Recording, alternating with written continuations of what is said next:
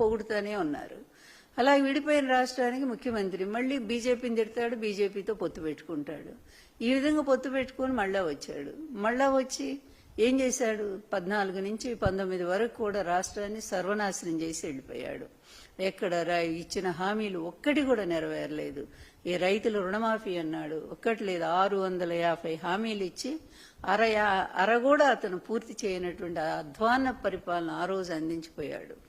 ఆ తర్వాత ఇక ఇతనే ఆ పెద్ద అబద్ధాల కోరు అనుకుంటే ఇతని కొడుకు అతన్ని మించిన అబద్ధాల కోరుగా తయారు చేశాడు. తండ్రే ఒక పెద్ద అబద్ధాల ఫ్యాక్టరీ అది.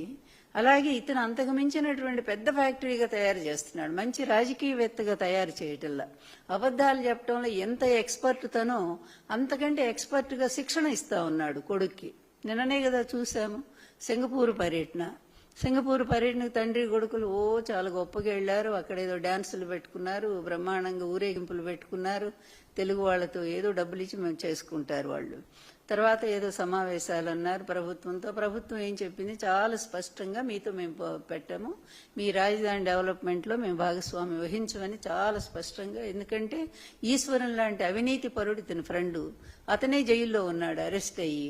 అంటే ఇతనెంత పెద్ద అవినీతి పరుడని సింగపూర్ ప్రభుత్వానికి తెలియదా? చక్కగా గుర్తించారు కనుకనే తీసి పడేశారు, మేము ఇన్వాల్వ్ కాలేము అని చెప్పి. కానీ ఇక్కడికి వచ్చి లోకేష్ ఏం చెప్తాడండి? మురళీకృష్ణ అని ఎవరో ఒక అతను లెటర్ రాశాడు సింగపూర్ ప్రభుత్వానికి. అందువల్ల ఆ లెటర్ చూసి వీళ్ళు క్యాన్సిల్ చేసుకున్నారని అంటాడు, వాళ్ళు ముందుకు రాలేదని అంటాడు.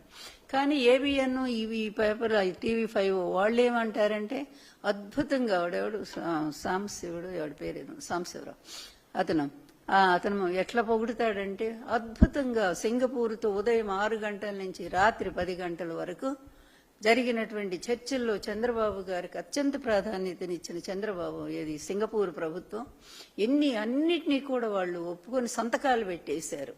అందువల్ల అమరావతి డెవలప్మెంట్లో పూర్తిగా సింగపూరు ప్రభుత్వము ఇన్వాల్వ్మెంట్ అవుతుంది అని చెప్పి వాళ్ళ వార్తలు.